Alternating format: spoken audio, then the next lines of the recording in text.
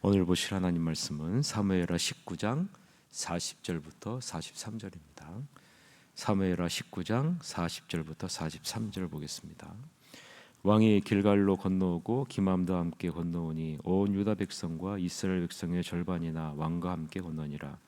온 이스라엘 사람이 왕께 나와 왕께 아뢰되 우리 형제 유다 사람들이 어찌 왕을 도둑하여 왕과 왕의 집안과 왕을 따르는 모든 사람을 인도하여 요단을 건너가게 하였나이까 하매 모든 유다 사람들이 이스라엘 사람에게 대답하되 왕은 우리의 종친인 까닭이라. 너희가 어찌 이 일에 대하여 분내느냐? 우리가 왕의 것을 조금이라도 얻어먹었느냐? 왕께서 우리에게 선물로 주신 것이 있느냐? 이스라엘 사람들이 유다 사람에게 대답하여 이르되 우리는 왕에 대하여 10몫을 가졌으니 다윗에게 대하여 너희보다 더 관계가 있거늘 너희가 어찌 우리를 멸시하여 우리 왕을 모셔오는 일에 먼저 우리와 논의하지 아니하였느냐 하나 유다 사람의 말이 이스라엘 사람의 말보다 더 강경하였더라. 아멘. 오늘은 하나님께서 기뻐하시는 공동체를 세우자, 하나님께서 기뻐하시는 공동체를 세우자라는 제목으로 하나님 말씀 보겠습니다. 유다에 온 군대와 이스라엘 군대의 절반이 왕과 함께 행진합니다. 이스라엘 사람들이 왕에게 와서 말하죠. 어찌하여 우리 형제인 유다 사람들이 나서서 왕이 마치 자신들의 소유가 되는 것처럼 왕과 그 가족과 측근들을 호위하여 요단강을 건넙니까? 유다 사람들이 반박하죠. 왕이 우리의 친척이어서 그랬소. 그게 어쨌다고 소란을 피우는 것입니까? 그 일로 우리가 특별한 예를 받은 것도 없는 것을 당신들이 보지 않았습니까? 이스라엘 사람들이 대받아서 말하죠.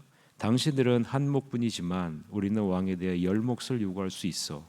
그뿐 아니라 우리가 받아들이요. 그런데 어찌하여 우리가 조연을 맡아서 하는 것이요. 왕을 다시 모셔오자는 것도 우리가 먼저 생각해내지 않습니까? 그러자 유다 사람들의 태도가 이스라엘 사람들보다 더 강경해졌다라는 것이 오늘 본문의 내용 관찰입니다. 오늘 본문을 보면서 다윗이 예루살렘으로 복귀하는 과정에서 북쪽 지파와 남쪽 지파 사이에 잠재적인 긴장과 분노와 갈등이 표면화되는 것을 우리는 볼 수 있습니다. 남북 관계는 다윗이 왕이 되기 전서부터 존재하던 문제인데 이 문제가 다시 한번 수면 위로 떠오르고 있는 겁니다. 문제의 발단은 이렇죠. 다윗이 왕으로 복귀하는 것을 가장 먼저 논의한 쪽은 우리가 어제 살펴보았죠. 북쪽 10개 지파였습니다. 그리고 이 소식을 다윗이 듣고 사독과 아비아달을 통해 유다 지파에게 너희가 이렇게 가만히 있을 수 있느냐라고 전달을 해서 유다 지파 사람들이 한마음이 되어 적극적으로 다윗이 예루살렘으로 복귀하는 것을 돕게 되죠. 다윗은 오직 유다 사람들의 도움과 수행을 받아 요단강을 건너게 되는 거죠. 그런데 다윗의 일행이 길갈까지 나왔을 때 이스라엘 절반, 즉 이스라엘의 지도자 절반이 왕을 모시러 오게 된 겁니다. 이들은 다윗의 손에 입을 맞추면서 그의 귀환을 환영하지만 그들은 자신들이 너무 늦게 온 것을 깨닫게 되죠. 다윗 왕의 귀환과 환대에 대한 우선권을 유다 지파 사람들에게, 남쪽 지파 사람들에게 완전히 빼앗겼다라고 느끼게 된 겁니다. 이로 인해 온 이스라엘 10개 지파는 기분이 언짢아졌고 그 결과 유다 사람들은 유다 사람들과 말다툼을 벌이게 되는 장면이 오늘 본문의 내용이죠. 온 이스라엘 사람들이 왕에게 가서 유다 사람들에게 불평합니다. 유다 사람들이 자신들에게 아무런 통보도 없이 왕을 모셔오는 일을 행했다라고 불평합니다. 만약에 미리 통보해 줬더라면 우리도 함께 참여했을 것이다 라는 거죠. 미리 통보해서 자신들을 제외시켰다, 자신들을 소외시켰다라고 주장하고 있는 겁니다. 실제로 왕의 귀환에 대해서는 유다 사람들보다 자신들이 더 적극적으로 논의했음에도 불구하고 실제로 왕을 예루살렘으로 귀환하는 일에 자신들은 유다 사람들보다 돋보이지 못하게 됐다라고 지금 말하고 있는 겁니다. 이스라엘 사람들의 입장에서는 다윗 왕의 호의를 유다 사람들이 독점하게 되었고 자신들은 아무런 존재감이 없게 되었다라고 느끼게 된 거죠. 그 내용이 40절서부터 41절인데 같이 한번 읽읍시다. 왕이 길갈로 건너오고 기맘도 함께 건너오니 온 유다 백성과 이스라엘 백성의 절반이나 왕과 함께 건너니라. 온 이스라엘 사람이 왕께 나와 왕께 아뢰되 우리 형제 유다 사람들이 어찌 왕을 도둑하여 왕과 왕의 집안과 왕을 따르는 모든 사람을 인도하여 요단을 건너가게 하였나이까 하매라는 거죠. 이런 반응에 대해 유다 지파 사람들은 어떻게 말합니까? 유다 지파 사람들은 자신들은 왕과 같은 지파이기 때문에 당연한 일을 행했을 뿐입니다. 이로 인해 어떠한 이득도 어떠한 이익도 바라지 않았고 취하지도 않았습니다라고 변호하죠. 너희도 왕을 맞이하기 위해 나왔으니 왕의 호의를 잃지 않을 것이다 라고 말하는 겁니다. 그 내용이 42절이에요. 같이 읽어봅시다. 모든 유다 사람이 이스라엘 사람에게 대답하되 왕은 우리의 종친인 까닭이라 너희가 어찌 이 일에 대하여 분내느냐? 우리가 왕의 것을 조금이라도 얻어 먹었느냐?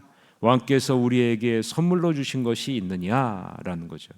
유다 사람들의 반응에 북쪽 사람들은 다음과 같이 말합니다. 우리는 다윗이 다스리는 12지파 중에 10지파를 차지하고 있다. 그러니 다윗 왕을 다시 왕으로 모셔오는데 어느 지파가 주동이 되어야 하느냐, 어느 지파가 앞장서서 해야 되느냐라는 거죠. 그 내용이 43절입니다. 같이 읽읍시다. 이스라엘 사람이 유다 사람에게 대답하여 이르되 우리는 왕에 대하여 10몫을 가졌으니 다윗에게 대하여 너희보다 더욱 관계가 있거늘 너희가 어찌 우리를 멸시하여 우리 왕을 모셔오는 일에 먼저 우리와 논의하지 아니하였느냐 하나 유다 사람의 말이 이스라엘 사람의 말보다 더 강경하였더라라고 말합니다. 다윗 왕은 유다 지파의 친척이기 전에 모든 이스라엘 사람들의 왕이라라는 것이죠. 그러니 12개 지파로 이루어진 이스라엘 전체에서 남쪽 지파, 즉 유다는 12분의 1에 불과한데 어떻게 대부분의 지파를 이루고 있는 10개 지파를 이루고 있는 북쪽 지파가 앞장서서 인도할 자격이 없느냐라고 말하고 있는 거죠. 그런데 여러분 여기서 43절에서 매우 중요한 부분이 등장하죠. 그것은요, 북쪽 지파 사람들의 마음이 어떤 마음인지를 보여주고 있는데 그 부분이 바로 열목시다라는 거예요. 열목시다. 북쪽 지파 사람들은 왕에 대해 열목을 가졌다라고 주장하고 있는 겁니다. 이 말은 다윗이 다스리는 이스라엘 다수를 이루는 지파라는 거죠. 바로 우리가 이스라엘이다, 이 나라의 전부다라고 지금 말하고 있는 겁니다. 결국 다윗이 왕으로 귀환해야 한다는 공동체적인 관점은 맞지만 이것을 통해서 얻게 될 이익은 자신들이 독점해야 된다라고 지금 주장하고 있는 거죠. 여러분 어떤 관점을 갖고 있는 겁니까? 이기적인 관점을 갖고 있는 거죠. 여러분 이기적인 관점으로 나아가게 되면 어떤 일이 발생합니까? 대립하게 되고 분열하게 되고 갈등하게 될 수밖에 없는 거죠. 내가 돋보여야 되고 내가 왕의 호의를 입어야 되고 내가 왕에게 잘 보여야 되고 왕이 통치할 때 우리가 앞장서야 된다라고 이렇게 이야기하게 되면 대립하고 분열과 갈등이 일어날 수밖에 없는 겁니다. 각자의 이해관계와 입장만 내세우게 되면 결국 온전한 하나됨과 회복은 이루어질 수가 없는 거죠. 공동체가 평화를 이루기 위해서는 반드시 무엇이 필요해요? 화해와 이해가 필요한 겁니다. 남쪽 지파의 관점이나 북쪽 지파의 관점에 공통점이 있어요. 여러분 42절 43절 한번 보세요. 42절 43절에서 7번이나 반복해서 나오는 게 있어요. 한번 보세요. 7번이나 반복해서 나오는 게 무엇일까요? 42절 43절을 꼼꼼히 보면 우리라는 단어가 총 7번이나 반복해서 나오는 것을 보게 됩니다. 보세요.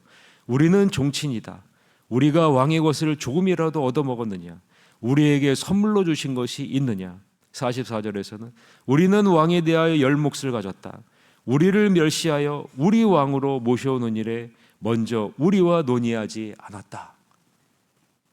우리라는 것이요 7번이나 사용되어지는데 여러분 히브리 원문에서는 이 우리가요 단수예요. 단수. 우리가 생각할 때는 공동체를 생각하는 것처럼 보이지만요, 지금 이들의 관점은 어떤 관점이야? 나의 관점으로만 지금 보고 있는 겁니다. 공동체적인 관점으로 보는 것이 아니라, 하나님 나라의 관점으로 보는 것이 아니라, 하나님의 시선으로 보는 것이 아니라 누구의 관점으로요? 나의 관점으로만 보고 있는 거예요. 왜 나를 배제시켰느냐?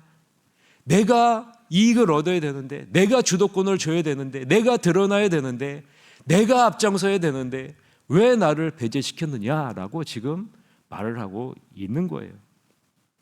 남쪽 유다 지파나 북쪽 10개 지파나 모두 다 어떤 관점을 가지고 있다고요? 공동체적인 관점이 아니라 나라는 이기적인 관점을 갖고 나오고 있다라는 거예요. 개인주의적인 관점을 갖고 나오고 있는 거죠. 모두 왕을 위하여 하는 것처럼 보이지만 실상은 자기 자신의 개인적인 이득의 관점에서 자기 자신의 개인적인 이득을 취하기 위해서 지금 나오고 있는 겁니다. 하나님을 섬기기보다 사사로운 개인의 이익을 더 중요하게 생각하고 챙기려 들고 있는 것을 보게 되는 거예요. 그럴 때 여러분, 공동체는요, 온전히 하나가 되고 연합이 될 수가 없는 겁니다. 공동체는요, 분열될 수밖에 없는 거예요. 교회 공동체는 개인의 이득을 위해 존재하는 공동체가 아닙니다. 교회 공동체는요, 하나님의 나라의 관점에서 이루어져야 되는 공동체예요.